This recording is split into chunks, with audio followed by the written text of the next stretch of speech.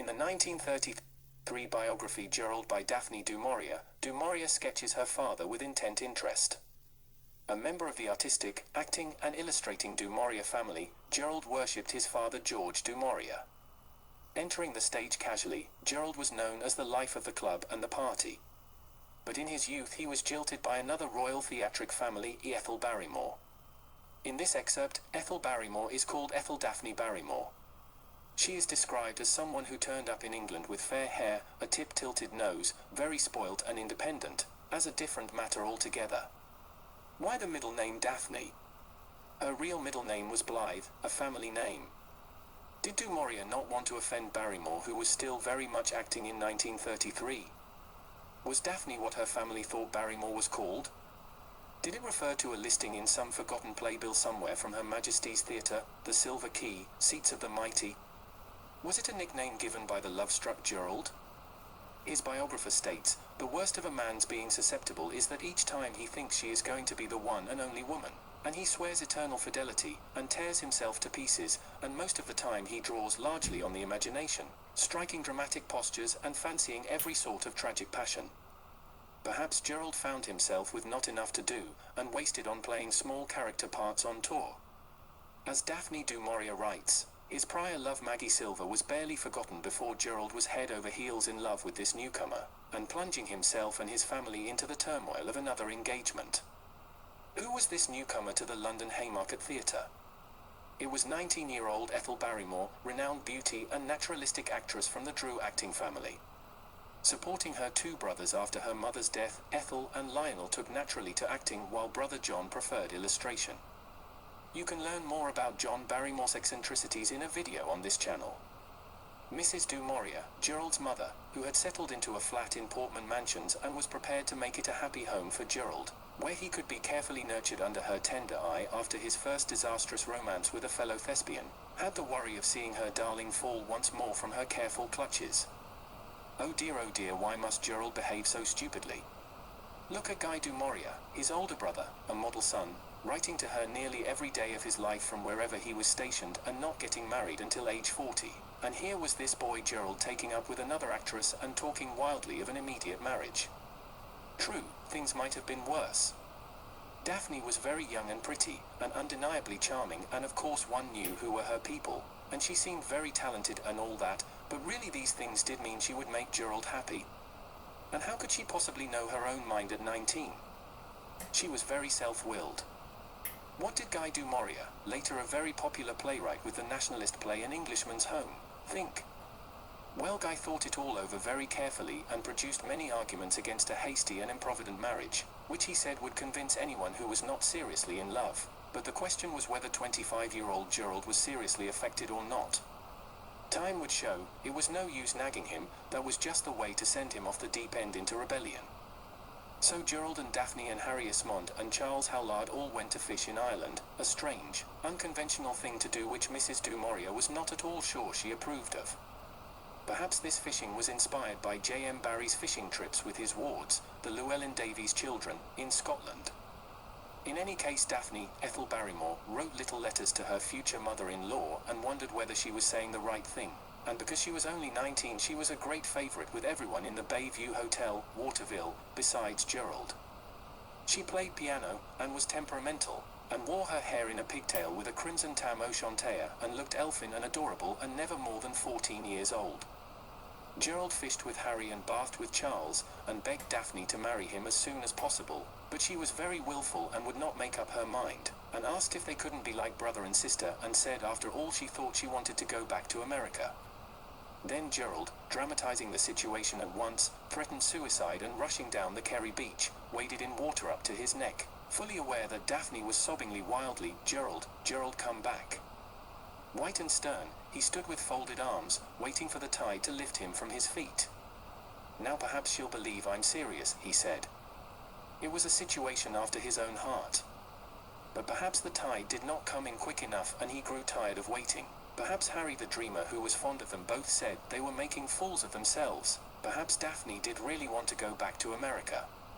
She would marry the son of a prominent American family instead of a British one anyway. The result was a letter to Mrs. du Maurier saying they had decided against getting married, at any rate for the moment. Daphne could not make up her mind, even if he could, and he would come back to his mother's flat and be her blue-eyed boy once more. Mrs. du Maurier was furious, not with Gerald, but with Barrymore. She had just managed to accustom herself to the engagement, and believed that marriage would be the best thing for Gerald after all, and now that girl had the impudence to turn down the poor darling Gerald, perhaps breaking his heart, and talked calmly of going off to America and leaving him to get over it alone. "You mustn't be too hard on her," Gerald said to his mother when he returned from Ireland. "After all, she's very young and hasn't found her level yet. It won't do me any harm, perhaps a little good. I don't bear her any grudge, and you mustn't say unkind things about her before me because I won't allow it. You must not be intolerant, darling, and anyway I haven't given up all thoughts of it yet, whatever she may say." But the willful Daphne travelled to America, and Gerald travelled north once more on another autumnal tour with Beerbohm Tree, not very much the worse for his second disheartening love affair, though somewhat wounded and cynical nevertheless, a state of affairs which the chatty, sisterly letters from Barrymore did little to cure. However, he plunged himself into the part of Aramis in The Three Musketeers and Casca in Julius Caesar, and did his best to forget her. He wrote to his mother about how he longed to be back in the flat with her alone again, to soap and water, and clean shirts. It was a period of transition, a time for growing up. During these 2 years from 1898 to 1900 he became a man instead of a boy, and if he hurt himself at times, and was angry, and passionate, and miserable, he came out of it stronger, with greater understanding, possessing a knowledge of human nature he had never known before, a comprehension of men and women and the realities of life that had hitherto not touched him, an added judgment, a certain philosophy, and more than a little wisdom. In 1903 Gerald would marry Muriel Beaumont, a fellow actress in the admirable Crichton, which you would learn about on this channel. He would lend his name to Du Maurier cigarettes and be known worldwide, and after his death, he named his middle daughter Daphne in seeming tribute to this Ethel Daphne Barrymore. Daphne also refers to a variety of female nymph associated with fountains, wells, springs, streams, brooks, and other bodies of fresh water.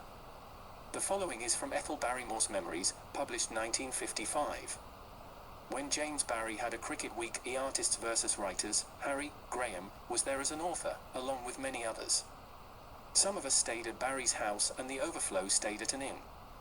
We all ate at the house, in the garden, in the sitting room, and in the dining room. There were a great many of us, Edwin Abbey in white flannels, rather fat, dashing around catching cricket balls, or rather not catching them, and Maurice Hewlett, playing cricket rather romantically. And, of course, Barrie himself. It was a wonderful party. After cricket, when we came back to the house, Barrie used to play croquet on the lawn. Little Michael Davies, the grandson of George du Maurier, never left Barrie's side. He was about 4 or 5 years old. Barrie, with his pipe in his mouth, holding a croquet mallet in one hand and the other clasping the little boy's hand, would walk quietly all over the lawn. The little fellow never left him, and he never left the little boy if he could help it. I remember how Barrie and Mr. Charles Frohman used to sit together hour after hour in Mr. Frohman's rooms in the Savoy Hotel in London, sometimes talking and sometimes not uttering a sound for, spaces of time. Often I would be with them and would wonder what they were thinking about, if anything, Barrie eating his little pipe and Mr. Frohman smoking many cigars, and not saying a word. One day after Barrie had gone, Mr. Frohman said, "Wasn't he wonderful?" What do you suppose he was thinking about? I was still pretty young, and I said, I don't suppose he was thinking about anything. Mr. Frohman didn't like that. Barrie was Frohman's star, and so of course didn't like any slights to come to the little man who was obsessed with children. You can learn more about impresario Charles Frohman in the video on this channel. Mrs. Barrie, otherwise known as stage actress Mary Ansell, always supplied a list of names of those invited to the cricket weeks according to one party attendee, Herbert Graham. A number of ladies were invited in their own right, rather than as partners of the cricketers. These were mainly actresses who had acted in the Masters plays. I vividly remember meeting the American Ethel Barrymore in 1905. She was just a few months younger than me and incredibly beautiful. It was no wonder that she became an idol of young girls who copied her voice, her walk, and several other of her mannerisms. Her rings were copied for engagement rings to other women, particularly her amethyst ring. Supposedly Churchill was so entranced by her beauty he married his wife because she looked like Ethel. She and Captain Harry Graham, one of the cricketer guests, seemed to spend a lot of time together while at the cottage. They also had rooms at the same inn in Farnham. While Miss Barrymore's stay at Farnham was not reported in the local newspaper, it was not long before there were rumours spreading about the possibility of marriage. But personalities like Barrymore always attracted such attention. She was also supposed to be marrying several other British men during the early 1900s, including Prince Ranjit Singh Ji, the British Indian cricketer, and Gerald du Maurier, the actor. But she was not long in Britain, and she returned to America later in 1905 to take the leading role in Barrie's Alice Sit by the Fire, both on Broadway and on tour, and 4 years later she married an American, an heir to the Colt firearm manufacturing group. Formerly of Connecticut, Colt built innovative firearm technology so well that even Charles Dickens was impressed. Colt had long left innovation in civilian firearms to their competitors by 1980s, feeling that the handgun business could survive on their traditional revolver and M1911 designs. Instead, Colt focused on the military market, where they held the primary contracts for the production of rifles for the US military. This strategy dramatically failed for Colt through a series of events in the 1980s. So goes one of America's premier technologies down the terrible path of globalism.